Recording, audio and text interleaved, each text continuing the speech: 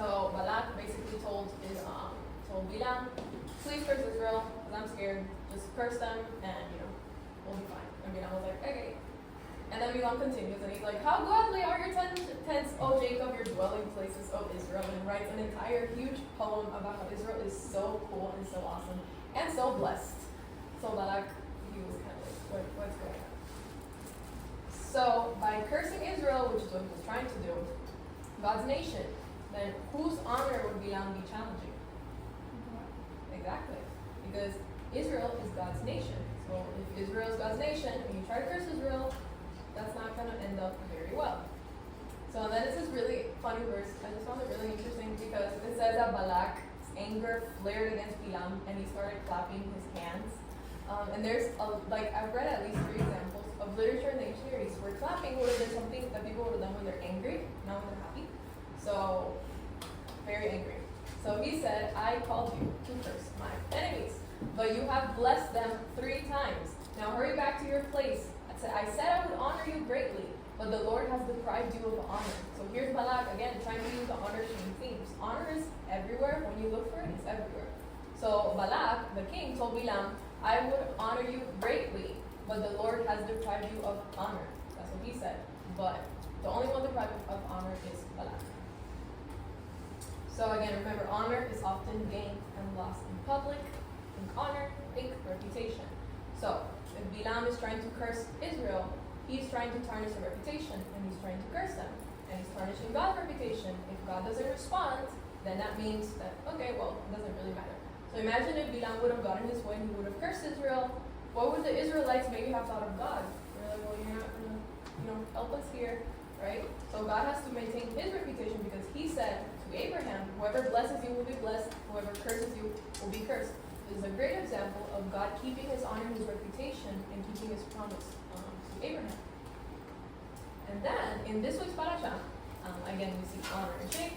So, in this week's parasha, we read that they actually killed Midianite kings upon their slaying, Evi, Rekem, Tu, Hur, Reba, and the 5 kings of Midian, and Bilam, son of Beor, they slew with the sword. So, actually, we see specifically it's mentioned that Bilam was killed. Again, there's a lot of things that happened in that time, so the fact that the Torah specifically wants to tell you that little thing is trying to tell you something, right? So again, Bilam tries to curse Israel, and then he gets killed. So again, you see the honor-shame dynamics here. So who got shamed? Those guys. Yeah, everybody. And then who got honored? God, exactly.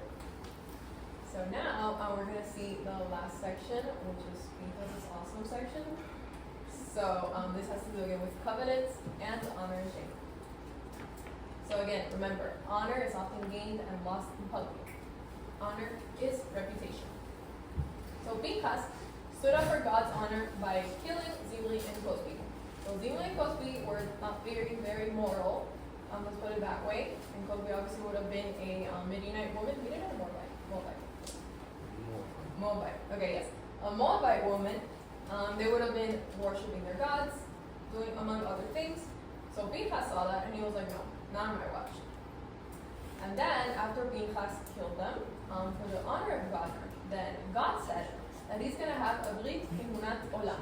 A Brit Kehunat Olam is an eternal covenant of Kehunat. Kehunat is priesthood.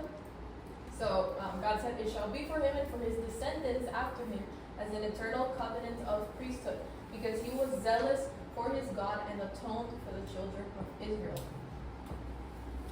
So, who got shamed in this case? Those guys. So, Zimri? yes, exactly. And then who got honored? Yes, exactly. So, so here we see that God rewards our honor. So when we stand up for God's honor, God rewards the people that honor him, and he shames the people that shame him. This is a big theme. So Korah was shaming God, and he got punished. The 10 spies, they were shaming God, and they got punished. But Pinchas, he was honoring God, and he got honored in return. And this is not that God's being capricious or anything, unlike the ancient Near Eastern gods. God tells you what to do in the Torah. It's all there. So it's not like God is just getting mad at random people because I'm mad at you for no reason. It's all there, and all the laws are there. especially in the case of Korah. Korah was trying to take away Moses' authority when God literally told you that Moses is the leader. So it's not something that God is just making up on the fly and then getting mad at random people like there would have been in the ancient Near East. And the same thing with Pinchas. God says not to do idolatry or fornication. So when you're doing idolatry and fornication, what's going to happen? So God can't go back on his word and be like, well, never mind, I changed my mind because you guys are really cool. So I'm just going to not disagree on it. So he has to stand up for his word and for his honor. And then it's a very important thing that we saw in this verse. Olam. So the word olam means forever. There's theories and things people trying to say it's not forever. Sure. It is forever. What? Very good. Yes, I'm sure. I am positively sure. I've looked this up. So olam means forever. In some other contexts, it can mean long ago, but usually the context is very, very obvious. So here, it's obviously not going to be a covenant of priesthood of long time ago, because obviously he's talking about the future. So there's some times where it can mean long ago, but the context is really obvious. I can't think of any one instance that I've seen where we could interpret it otherwise. So in this case, obviously, it's an eternal covenant of priesthood.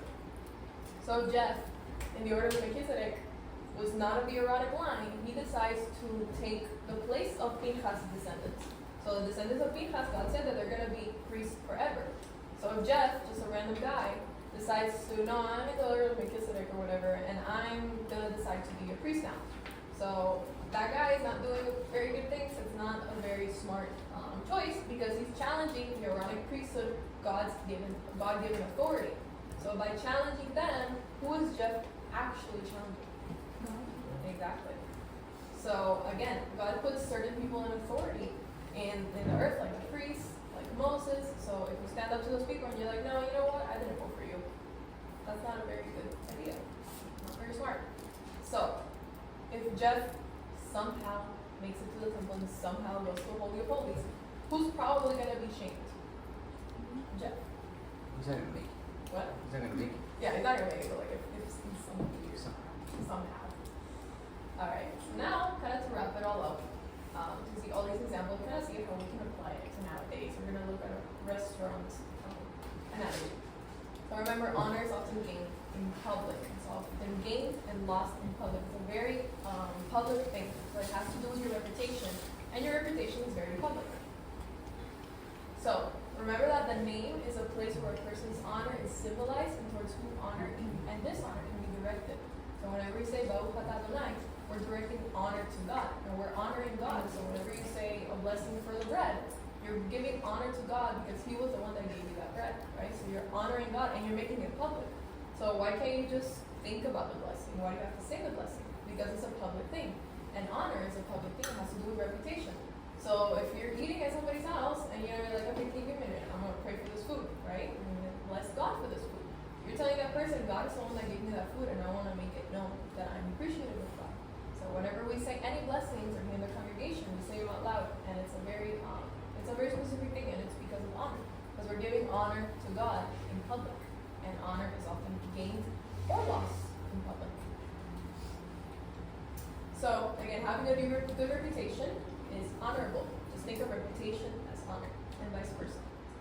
So what gives a person a poor reputation? Just anything in general. Is it poor or good? A good, wait, that comes after, sorry. Yes, what gives a person a good reputation? So in your mind. A good? Yeah, like what makes a person a good reputation? Like you're like, that person is a good person. Saving someone's life.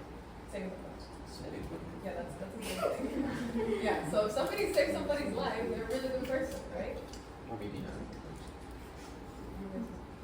I'm gonna say helping the elderly. Yeah, exactly. Yeah, helping the elderly. Being nice. Being It's nice. pretty simple. Being honest. Being honest. Exactly. So among other things, your actions. So if you notice all the examples you guys gave, it's all action based. So what do they do? And what do they do specifically in relation to other people? Because nobody said, no, because they think nice things, or, you know, when they're alone at their house, they're really nice to themselves. No, they're saying they help people, they save lives, they're nice, and they help the elderly, and they're honest. So it all has to do with your relationships with other people. So honor, again, is a very public thing. But then what gives somebody a bad reputation? So somebody does something you're like, not a nice person. Cheater. Cheater. Yeah. can't take the word for it. Exactly. So somebody who can't take their word, somebody who cheats, and somebody who lies. So again, it's very action-based. Yes. And who doesn't respect anyone. Exactly. Doesn't respect anyone. That's good. So that all those things are action-based. It all has to do with how you act with other people. So when you lie, you don't lie to yourself, you lie to other people. Or if you cheat somebody off of something or whatever way you cheat on somebody, that's with other people. So it all has to do with your interactions with the people around you. But what gives God a good reputation? What do you think of that? Coolness. Coolness. So you guys think of any words? Yes. The world Right. is Mr. common. Rich. Yes. Covenant, righteous, Justice. justice. There you go. So exactly. Among a million other things, we can go on all day. God is righteous and just. He's faithful to the covenant, unlike the 10 spies thought. And he's merciful and gracious. Or in Moses' word, he's compassionate and gracious. He's slow to anger and abundant in kindness and truth. He preserves the kindness for thousands of generations. He forgives iniquity, willful sin, and error, and who cleanses, but does not cleanse completely, recalling the iniquity of parents upon children and grandchildren to the third and fourth generation. So here we see God's attributes. So God is still firm, or he's not going to lie to you and say that if you do idolatry, it's okay, or if you do all these things, it's okay. But he's also merciful. So for example, if you accidentally eat some bacon, if it was turkey bacon by accident, then God is not going to be like, So there's different types of errors. So like forgive iniquity and willful sin and errors. If somebody commits an error, and the person can also ask for forgiveness. So God is not going to not accept your forgiveness, and that's the whole point of when Yeshua came. So Yeshua coming is God showing his compassion and his graciousness to the Israelites and to the whole world. But we know this. So to us it's pretty obvious. We know God is really good, because God is really, really good to us. And we have evidence for that. And we read the Bible and we know that God is really good. But people that don't know about God, that they've never heard about God, maybe people who are atheists, not at their fault on their own, maybe they're just raised that way, or people that are idolaters and they don't know, whatever, fill in the blank. Somebody who doesn't know a lot about God. That they're probably not gonna go know that God is compassionate, or that he's faithful, or that he forgives people, or that he's also firm in what he says. So how are people supposed to know that, right? So now we turn to the restaurant example. Imagine you have a chef. He's a really cool guy, right? And that chef is a great human being. The chef is super generous. He has a great family. He's always super nice to everybody. He's a righteous person. He's very honorable. And let's just throw in there, he saved somebody's life, right? He's a really good person. So that chef is really cool, okay? He's a trustworthy person that's never gonna lie to nobody. He's never gonna cheat on nobody. He's a really, really good person, and honest and faithful and trustworthy person. And his food is good. And his food is good. That is very important, because otherwise. And so that chef decides to open a restaurant, right? Like most chefs do. Let's say he has a chair for the homeless. He also feeds homeless. He's a really good person, okay? He's a really good person, and everybody likes him, right? And then he hires people to that restaurant, because obviously he's not gonna be in the restaurant by himself, waiting and cooking, doing everything. So he has to hire some waiters, and the waiters are gonna be the representatives of the restaurant, right? So when you go to the restaurant, and the restaurant says Juan Valdez, let's call the guy Juan Valdez, right? And the restaurant is Juan Valdez, you're like, okay, this is the restaurant of Juan Valdez. That's his name. That's his reputation is there, right? So this guy, Juan Valdez, doesn't look like Juan Valdez, but Juan Valdez opens a restaurant, his name is there. So that's his reputation. His whole reputation is in this restaurant. And then he has some waiters. So the waiters literally suck, okay? Those waiters are so rude. Every single waiter that works for him throws water at people, cusses at people, just is really, really rude. One of those waiters that you want to untip them. So they're just not great people, right? The waiters literally suck. They're the worst of the worst, okay? They're not honorable. They lie to people. They lie about the prices. They lie about their tips. They lie about everything. They're just not good people. You're going to point for that, okay?